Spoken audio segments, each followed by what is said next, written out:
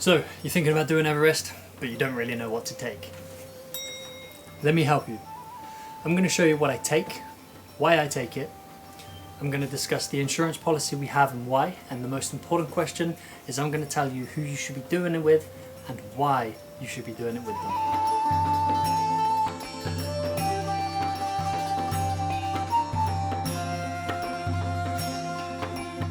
This whole video will work in a smooth process. So I'll start from the bottom of the body and I'll just simply work my way up. It's probably the easiest way to follow. So I think it goes without saying, boots. Good, sturdy, ankle support boots. These are going to be critical for anything you do going off of concrete. And if you've walked around Nepal, possibly wear them outside of the hotel as well. Good pairs of socks. I've got like 6 pairs of liners as well because I really am into foot hygiene, because bad hygiene in the feet would scare me. I have 4 pairs of compression pants. These are going to be my boxers. I'm going to turn them around and then I'm going to turn them inside out. You know, as you do. But these bad boys are going to keep the family jewels nice and warm, and that's going to be a top priority as well. On top of my compression pants, I've got a single pair of my girlfriend's leggings. No, I'm just kidding. These are running or jogging leggings, like from like Nike or something like that. I got them from Decathlon, I think this was.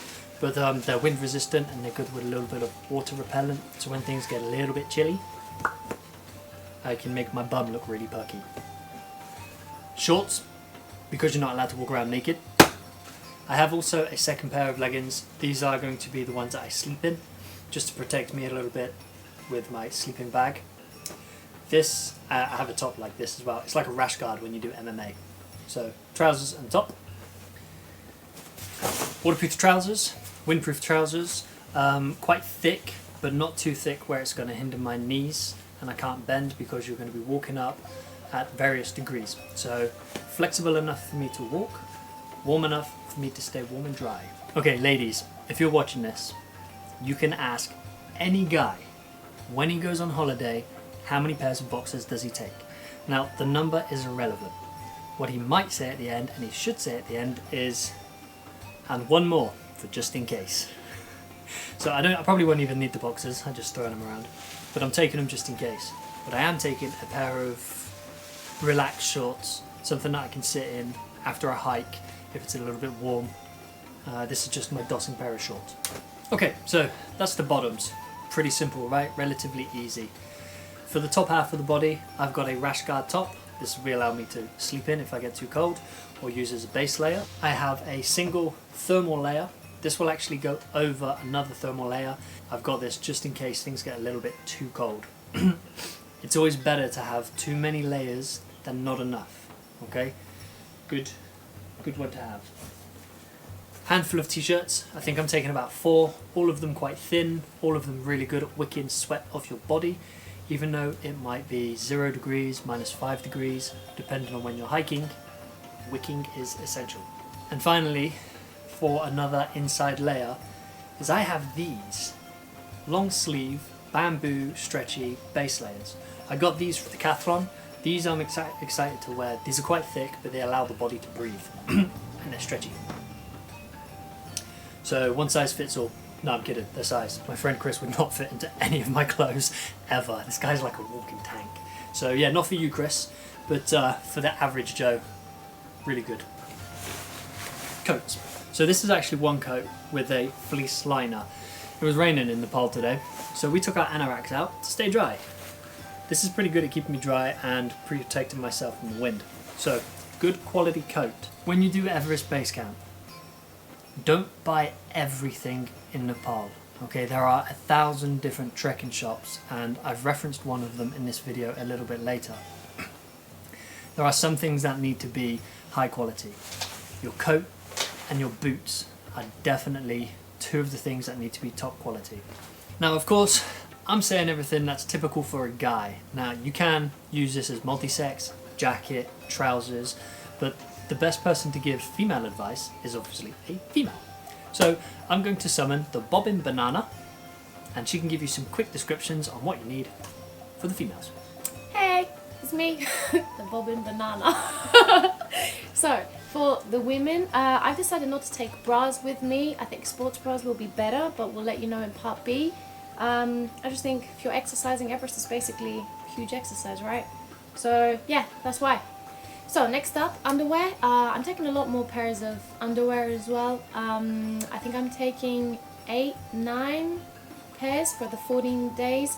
Also taking swimwear. It's better for the trek because, you know, if you sweat and stuff, it's fine. And then because I'll be menstruating on the way down, I'm also taking my period underwear. If you use tampons or anything, just keep that in mind. And yeah, for period underwear, if you don't know what that is, check out Modi Bodhi. I'll link the description, we'll link it down below. Em likes to worry about things that I just don't care about, including various different types of medication. So she is bringing... My friend. which is upside down. Ooh, my friend. So we've got things for your throat, things for diarrhea, things for constipation, things for gas. Painkillers, because headaches are very, very common. Tiger balm. Lip balm. Yes, lip balm with SPF as well because of the sun. And we'll be taking various creams for our faces and our arms because sun damage is a risk when you go up. Yeah, especially when you're that high. Electrolytes, vitamin C tablets. For the fellow overthinkers, a first aid kit I would highly recommend just for the peace of mind as well. And for the ones that don't overthink, bottle of water. So that's pretty much all the clothes. As you can see, there isn't an awful lot that you need to take. You just need to make sure that the quality of some of your liners, outer liners, are top notch. Outside of the clothing is various pieces of equipment and of course accessories. Number 1, sleeping bag. If you're going to buy a sleeping bag outside of Nepal, you don't necessarily have to, but make sure that the sleeping bag has a comfort level of around -10 degrees C. Apologies if you work in Fahrenheit, I'm not quite sure what that is. We are going to go trekking in Nepal in the middle of September 2022. Some of the websites have informed us that the temperatures can go as low as -17. Now, that's pretty damn cold. So, we invested in a sleeping bag that can go down to -15 degrees. This was only 110, 120 pounds, and we got it from Mountain Warehouse. In the second video, I'll let you know if it was any good. We also invested in a microfiber sleeping bag liner. Now, this will increase the temperature inside the sleeping bag by a couple of degrees if I need to. This was like 10 quid. I'd rather waste this than damage somehow my sleeping bag. So, good quality sleeping bag, liner if you need it. Clothes, check. Bag, sleeping liner, check. The next thing is accessories. So you're going to want, there are plenty of shops in Nepal where you can buy this from, trust me, there are hundreds of them, and you can just walk down the street and buy everything that you actually need. Nepal is full of different trekking and hiking shops. They are literally lining the streets. But we found one in particular called Mountain Trekking Gear. It's run by a family business, they're exceptionally friendly, and the prices are fantastic, and I would highly recommend it. Let me introduce you to the family. You get a smile and a wave, guys. 10 out of 10, definitely. If you come in looking for some more gear, make sure you find it. It's just off of the main roads, and you couldn't go wrong. Be cautious. Some of the main street shops will rip you off hard. Even when you try to haggle, it's still overpriced. That was a steep lesson, wasn't it? Yes, it was. So, if you do buy a couple of things, you're going to need a good quality hat. Windproof, hopefully waterproof if possible. This is my ninja scarf. It's a wool-lined fleece hat, balaclava type thing, but it's multi-purpose. I got this off of Amazon for like 7 quid, I think. Again, I'll let you know what that's like in part B. Gloves, obviously, gloves. I have silk liners in my gloves as well. Just in case, you can never have too many layers unless you start dehydrating. Windbreaker for your neck. One of the biggest chill factors you will have outside of your head will be your exposed neck. If you've ever been on a motorbike, you know the wind chill factor across your neck. It can be brutal. So, a minor wind blocker for my neck and my lower face. Second glove, need 2 of those apparently. And I have a silk liner for my hat. This is going to be a protective layer between me and the hat if the hat gets wet and cold. So never have too many layers. That should be my new motto. You can never have too many layers. I'm also old. I'm older than most of the YouTubers that you're going to find, so I have knee braces because walking down a mountain hurts my knees. Knee braces. Trekking poles.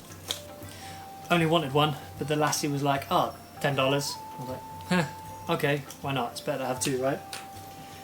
Trekking poles you can definitely get in Nepal. You're probably looking around $10 for a pair. If you pay more than that, you got ripped off. But it's a learning curve, so don't worry about it. Flippity floppities. I hate that sound. I hate that sound. But at least you can keep your feet aired out once you finish some of the walking, because who knows, you might get hot, sweaty, or wet feet. You never know. GoPro equipment. I've literally got so much for my GoPro equipment. I've got my trusty GoPro, I've got a fluffy cat on the top for a microphone, I've got a case, I've got a waterproof case, I've got just stuff, man. I just got stuff. You're going to want an adapter. I'm a bit of a geek, so I bought a solar panel.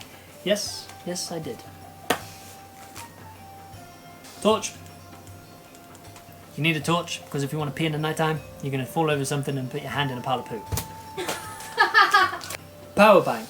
Vital. Power bank is vital. When you get to a certain point in your trek, going up Everest Base Camp, they start charging you for using electrical devices. So charging your phone will start to come with a cost. Get a good quality power bank which will allow you multiple charges. This one is an Anker power bank. I think it's about 100 quid, but it guarantees me about 4 charges for my mobile phone. This, on top of this, and I know it works because I did it in Greece. Baby wipes, hand sanitizer, antiseptic wipes, whatever floats your boat. You're going to need to keep your hands clean because there might not necessarily be clean water for you to wash in. Keep your hands clean, try not to put anything in your mouth. Not necessarily required, but I'm a big one for clean water. So I have a 3-litre camel pack. This will go in my day sack, which I'll show you shortly. It'll be filled, and all of the water that will be going into it will obviously be purified with aqua tabs. So it might taste like chlorine, but I'd rather taste like chlorine than deal with the consequences of dirty water. I have a soya filter, so it doesn't filter viruses, but it filters anything bigger than a virus. And I'm hoping it will help with the chlorine taste of my aqua tabs. So the aqua tabs is for any viruses, the filter is for anything else. I should not get any contaminations from my water source in my camel sack. I have a 700ml water bottle with a filter and a straw type sucky, and my other water bottle is called a lifesaver. Now this is big. It is a massive filtration unit in the center of the bottle. The main thing is that this can filter viruses and anything above, and a virus is like 0.2 microns. So that will literally give me the cleanest water you can get. Don't forget, you need your charging cables, you need sun cream, you need your toothbrush, general bits and pieces to make sure that you can stay clean within the limits provided on your adventure. I also have a pair of these. I'm so excited for these. These are my yak socks. I've been wanting yak socks for literally months. Like I was still in the UK before I even made it to Greece and made it to Nepal. These are just yak socks. If you don't know what a yak is, it's just a big fluffy cow that walks up and down the mountains, and they're extremely big and strong. You'll be able to see what a yak is, hopefully, in my Everest hiking video. If you come to Nepal, you have to get something traditional, right? Yak socks. The bag I will save till the end because I need to pack it, and I also want to show you it very specifically for its design. Until then, the Miscellaneous toilet roll. Don't forget it. We have 3 rolls. Hopefully it'll be enough. We'll let you know when we come back down. Talcum powder or baby powder. We also have an athlete's foot powder. Foot hygiene is going to be very important when you're hiking for 6 to 8 hours a day. We want to keep our feet clean, fresh and tidy. Playing cards, because you're not walking all day, you need something to do. and snacks. All of the snacks. You can never have too many snacks. If you don't eat it when you go up, and you don't necessarily eat it when you come down, you can give it to the children. You know, they love chocolate. Everybody loves chocolate. You know you can't shower in EBC, right? You're just gonna smell for like 14, 15 days. And it is what it is. Maybe you can get some warm water and a splishy splashy under your armpits or down your legs, but realistically, you're not gonna shower. Do you know dry shampoo? It's essentially the same, but it's for your body. It's called muck off. You can just wipe it off. Literally, muck off. A clean, spare pillowcase, so you know you're the only face that goes on that pillow. And packing cubes. Have you ever heard of packing cubes? I hadn't until about 4 months ago. Packing cubes are really good for condensing your piles of clothes into a tiny little box. An A5 notebook, because I actually want to keep a diary of everything we do on a day-to-day basis, and it's very easy to forget sometimes. Ultimately, I want to move this diary into an ebook and provide it to anybody who's interested. So maybe one day there'll be a link down below allowing you to get a copy of this little e-diary. I have, for my day sack, a 35-litre bag. This is what's going to be with me all the time. I don't know what I'm putting in it. Honestly, I don't know what I'm putting in it. For said day sack, which is actually 32 litres, not 35, is a waterproof liner. You could quite probably get caught out whilst you're hiking up in Everest. You know, it might rain. There's no real way of knowing. The mountain weather is unpredictable. That bad boy is going to allow me to keep my clothes dry regardless of what happens. So, a nice, comfortable backpack that will allow it to sit comfortably on your frame, and a waterproof liner. Slightly different view, but bear with me. As promised, this is the bag that I have. So it's a 70 to 80 litre bag, and it's excessively large because we have the Southeast Asia tour directly after doing Everest Base Camp. So check this out. If I just move you forward, you see that bad boy there? Now I know it looks big, and to be fair, it is pretty big. I'll give it that. But the killing feature that I found for this bag is, like most bags, you have a top opener. Okay, standard procedure. But this bag has side zips and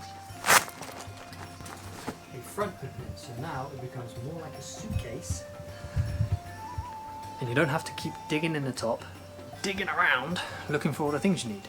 It's a mini suitcase. So I think that's everything. I mean, we'll find out when I come down, right? It's a bit late now. If you're going to do Everest Base Camp, make sure you do your research. Research Lukla Airport. It's an interesting one to review. Research the time of year that you're going. The temperatures range from -20 to, depending on the year, +25 maybe. Make sure you have the equipment for the whole temperature range and the predicted weather conditions. Ultimately, if you condense this video down to take out all of the rubbish that I've said, there's not a lot of things that you need. You need your basic waterproof, your basic warm kit, and your basic layers. Something that will pull sweat out away from the body, but allow you to stay comfortable. Invest in good boots, good jacket, and a good bag, and you should be okay. MA did a lot of research on which insurance company to go with, and why, and the conditions, and various other factors, and there is one thing in common with all of them. They're exceptionally expensive. Like, I know health is a top priority for each and every one of you, but the health insurance can be a bit, oh, that's a lot of money. So we ended up going with a company called True Traveller, and I'll put a link in the description to them below. So there are a couple of things you need to keep considered.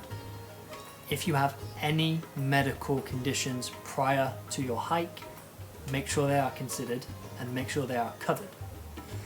One of the key factors, the most important thing, and I cannot stress this enough, make sure the insurance policy you choose takes a helicopter ride above 5,000 meters. A lot of insurance policies don't do this, and if you have problems with base camp, you need that cover. There's not a lot else you can say about insurance really. I highly recommend you do your own research and have a look. We would suggest True Traveller so far. I'm hoping we don't have to use it, I really am.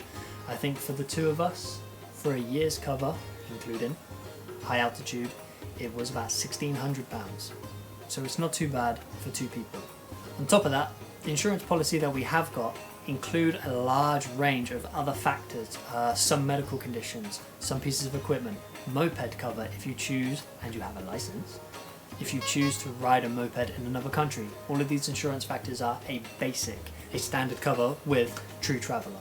So the reviews look fantastic. This is not endorsed, this is not promotion, this is purely what we have and why we have it. And honestly, I hope I never have to do a review on them. And if I don't, thumbs up. Okay, and finally, if you stuck with me this long, I thank you. Give me a like, give me this a lovely little comment or something about how amazing my voice sounds and how sexy my beard is. No, jokes aside, but please, it does help the YouTube algorithm for a little like and a little bit of a subscription. Gets me to the top.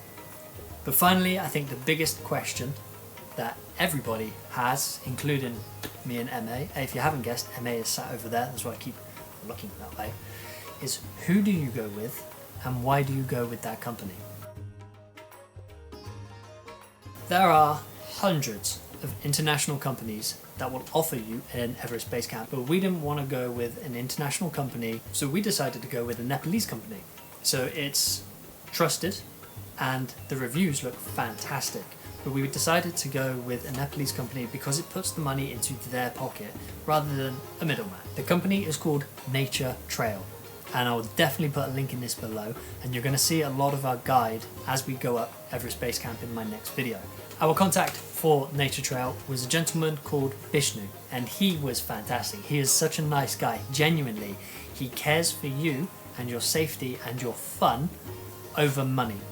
He made it very clear today. We met him today and he was very much like, if you don't like something, tell me, I'll change it. If you didn't like something and you've already come down, there's nothing I can do about it apart from say, I'm sorry. Obviously in video part B, which is where I will do a review of the company and the porters and the guide that we have. We have all the snacks, we have all the gear. You can't really prepare for altitude sickness.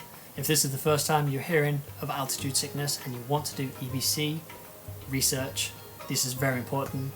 Altitude sickness can kill. It's not a joke, so do your research. Wish us luck. We have an early start tomorrow at 5 o'clock.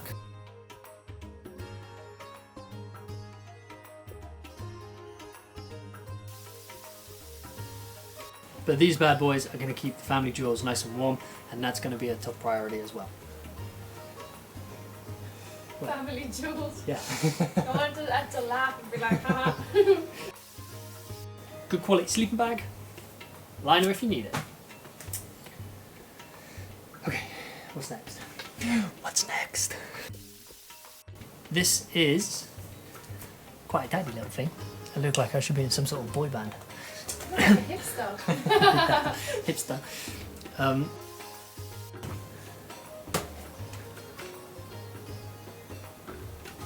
I forgot what this is called. And I'm going to charge my phone out of solar energy. Because you're a sustainable bitch. Because I'm not going to say that, that's good though.